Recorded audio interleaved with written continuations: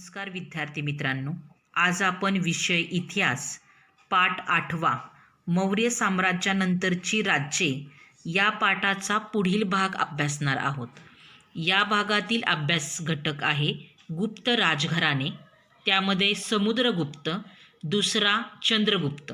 या घटकाचा सविस्तर अभ्यास आपण या भागामध्ये करणार आहोत. सुरुवातीचा जो मुद्दा आहे तो आहे गुप्त राजघराणे. इसवी सनाच्या 3ऱ्या शतकाच्या शेवटी उत्तर भारतात गुप्त राजघराण्याच्या सत्तेचा उदय झाला. साधारणपणे 3 शतके गुप्त घराणे सत्तेवर होते. गुप्त राजघराण्याच्या संस्थापकाचे नाव श्रीगुप्त असे होते. समुद्रगुप्त आणि दुसरा चंद्रगुप्त हे गुप्त घराण्यातील विशेष उल्लेखनीय राजे होते. पहा की गुप्त राजघराण्याच्या संस्थापकाचे नाव काय होते, तर गुप्त राजघराण्याच्या संस्थापकाचे नाव श्रीगुप्त असे होते. समुद्रगुप्त आणि दुसरा चंद्रगुप्त हे गुप्त घराण्यातील विशेष उल्लेखनीय राजे होते. त्यानंतरचा जो मुद्दा आहे तो आहे समुद्रगुप्त. पहिला चंद्रगुप्त या गुप्त राजाच्या कारकिर्दीत गुप्तांच्या राज्यविस्ताराची सुरुवात झाली. त्याचा मुलगा समुद्रगुप्त याने आसपासच्या राजांचा पराभव करून हा विस्तार आणखी वाढवला. त्याच्या कारकिर्दीत गुप्त सत्ता आसामपासून पंजाबपर्यंत पसरली होती. तमिळनाडूमधील कांचीपर्यंतचा पूर्व किनारपट्टीचा प्रदेशही त्याने जिंकला होता. समुद्रगुप्ताने मिळवलेल्या विजयांमुळे त्याच्या सत्तेचा दबदबा सर्वत्र वाढला होता. पहा की पहिला चंद्रगुप्त याचा मुलगा कोण होता, तर समुद्रगुप्त. आणि या समुद्रगुप्ताने आसपासच्या राजांचा पराभव करून आपल्या सत्तेचा विस्तार वाढवलेला होता. आसामपासून पंजाबपर्यंत गुप्त सत्ता पसरलेली होती. तमिळनाडूमधील कांचीपर्यंतचा पूर्व किनारपट्टीचा प्रदेशही समुद्रगुप्ताने जिंकलेला होता. आणि या विजयांमुळे त्याच्या सत्तेचा जो दबदबा आहे हा सर्वत्र वाढला होता. तसेच पहा की समुद्रगुप्त हे नाव त्याने पार पाडलेल्या लष्करी मोहिमांमुळे पडले होते व समुद्रगुप्ताने साम्राज्याच्या सीमा म्हणजेच गुप्त साम्राज्याच्या सीमा तत्कालीन भारताच्या सागरापर्यंत पोहोचवलेल्या होत्या. तसेच पहा की चंद्रगुप्ताने आपल्या अंतकाळी पहिल्या चंद्रगुप्ताने आपल्या अंतकाळी दरबार भरवून समुद्रगुप्त याची उत्तराधिकारी म्हणून निवड केलेली होती. आणि तो त्याचा ज्येष्ठ पुत्र नव्हता, तरीही त्याचे कर्तृत्व लक्षात घेऊन चंद्रगुप्ताने त्याची युवराजपदी नियुक्ती केली. तसेच पहा की वायव्येकडील राजे तसेच श्रीलंकेतील राजा यांनीही त्याच्याशी मैत्रीचे करार केले. समुद्रगुप्ताचा पराक्रम आणि त्यांनी मिळवलेले विजय यांचे वर्णन प्रयागच्या स्तंभलेखात सविस्तर दिलेले आहे. हा लेख प्रयाग प्रशस्ती म्हणून ओळखला जातो. त्याला अहलाबाद प्रशस्ती असेही म्हणतात. समुद्रगुप्त वीणावादनात प्रवीण होता. समुद्रगुप्तने विविध प्रकारच्या प्रतिमा असलेली नाणी काढली होती. त्यातील एका प्रकारात तो स्वतः वीणा वाजवताना दिसतो. त्यावर समुद्रगुप्त असे नाव लिहिलेले आहे. परत एकदा पहा की समुद्रगुप्ताचा पराक्रम आणि त्यांनी मिळवलेले विजय, समुद्रगुप्ताचा पराक्रम आणि त्याने मिळवलेले विजय यांचे वर्णन हे प्रयागच्या स्तंभलेखात सविस्तर दिलेले आहे. आणि हा लेख प्रयाग प्रशस्ती म्हणून ओळखला जातो. त्याला अहलाबाद प्रशस्ती असेही म्हटले जाते. समुद्रगुप्त हा वीणावादनात प्रवीण होता. समुद्रगुप्तने विविध प्रकारच्या प्रतिमा असलेली नाणी काढलेली होती. त्यातील एका प्रकारात तो स्वतः वीणा वाजवताना दिसतो आणि त्यावर समुद्रगुप्त असे नाव लिहिलेले आहे. पहा तुमच्यासमोर जे चित्र दिसत आहे ते चित्र आहे प्रयाग प्रशस्ती याचे.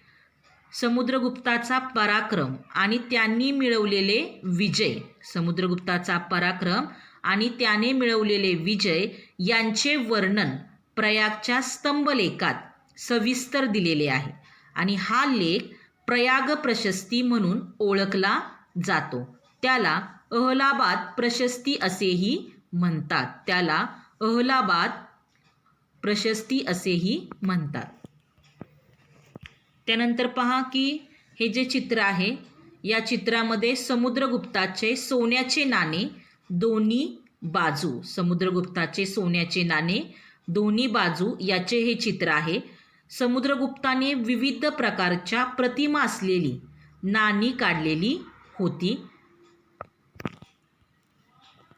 त्यानंतरचा जो मुद्दा आहे तो आहे दुसरा चंद्रगुप्त. दुसरा चंद्रगुप्त हा समुद्रगुप्ताचा मुलगा होता. गुप्तांचे साम्राज्य त्याने वायव्येकडे वाढवले. त्याने माळवा, गुजरात आणि सौराष्ट्र जिंकून घेतले होते. दुसऱ्या चंद्रगुप्ताने त्याची मुलगी प्रभावती हिचा विवाह वाकाटक घराण्यातील दुसरा रुद्रसेन याच्याशी करून दिला. अशा रीतीने दक्षिणेकडच्या बलशाही वाकाटक सत्तेशी नातेसंबंध जोडलेले होते. दिल्लीजवळील मेहरौली येथे एक लोहस्तंभ उभा आहे. तो सुमारे 1500 वर्षाहून अधिक जुना आहे, तरी तो गंजलेला नाही. पहा, दुसरा चंद्रगुप्त हा समुद्रगुप्ताचा मुलगा होता. दुसरा चंद्रगुप्त हा कोणाचा मुलगा आहे तर समुद्रगुप्ताचा मुलगा होता. आणि या गुप्तांचे म्हणजेच दुसऱ्या चंद्रगुप्ताने गुप्तांचे जे साम्राज्य आहे त्याने वायव्येकडे वाढवलेले होते. त्याने म्हणजेच दुसऱ्या चंद्रगुप्ताने माळवा, गुजरात आणि सौराष्ट्र जिंकून घेतले. दुसऱ्या चंद्रगुप्ताने त्याची मुलगी प्रभावती हिचा जो विवाह आहे हा विवाह वाकाटक घराण्यातील दुसरा रुद्रसेन याच्याशी करून दिला आणि अशा रीतीने दक्षिणेकडच्या बलशाही वाकाटक सत्तेशी नातेसंबंध जोडलेले होते. दिल्लीजवळील मेहरौली येथे एक लोहस्तंभ उभा आहे. तो सुमारे 1500 वर्षाहून अधिक जुना आहे, तरीही तो गंजलेला नाही.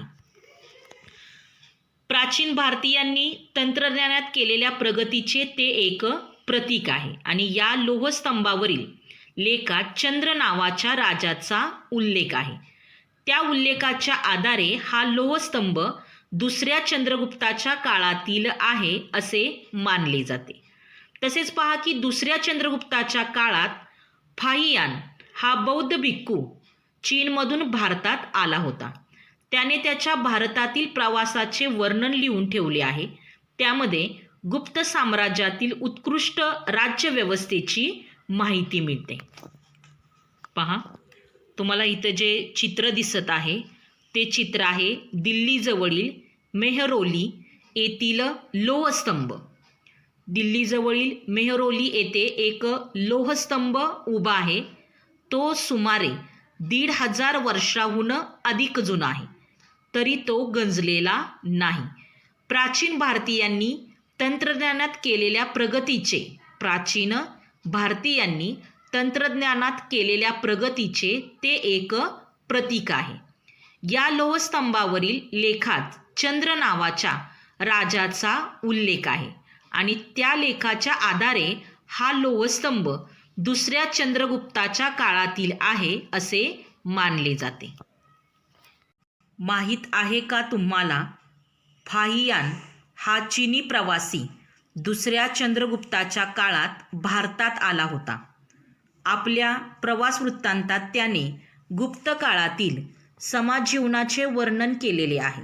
तो म्हणतो, भारताची नगरे मोठी व भरभराटीस आलेली आहेत. प्रवाशांसाठी या नगरात अनेक अतिथीगृहे आहेत. अनेक धर्मार्थ संस्थाही आहेत. शहरात इस्पितळे आहेत. तेथे गरिबांना वैद्यकीय सेवा विनामूल्य उपलब्ध होते. विहार व मंदिरे भव्य आहेत. लोकांना व्यवसाय निवडण्याचे पूर्ण स्वातंत्र्य आहे. कोठेही जाण्यास लोकांना मज्जाव नाही. सरकारी अधिकाऱ्यांना व सैनिकांना नियमितपणे पगार दिला जातो. तेथील लोक दारू पित नाहीत, हिंसा करत नाहीत. गुप्त राजवटीतले प्रशासन योग्य रीतीने चालवले जाते. पहा, तुमच्यासमोर जे चित्र दिसत आहे ते चित्र आहे चिनी प्रवासी फाहियान याचे. फाहियान हा चिनी प्रवासी दुसऱ्या चंद्रगुप्ताच्या काळात भारतात आलेला होता. दुसऱ्या चंद्रगुप्ताच्या काळात फाहियान हा बौद्ध भिक्खू चीनमधून भारतात आला होता. त्याने त्याच्या भारतातील प्रवासाचे वर्णन लिहून ठेवले आहे. त्यामध्ये गुप्त साम्राज्यातील उत्कृष्ट राज्यव्यवस्थेची माहिती मिळते. हा तुमचा आजचा अभ्यास आहे. प्रश्न 1. गुप्त राजघराण्याच्या संस्थापकाचे नाव काय होते? प्रश्न 2. वीणावादनात प्रवीण असलेला राजा कोण होता? प्रश्न 3. कोणाच्या पराक्रमाचे वर्णन प्रयाग येथील स्तंभलेखामध्ये आढळते? प्रश्न 4. दुसऱ्या चंद्रगुप्ताच्या काळात भारतात आलेला बौद्ध भिक्खू कोण होता? या सर्व प्रश्नांची उत्तरे विद्यार्थ्यांनी विषयाच्या वहीत लिहायची आहेत.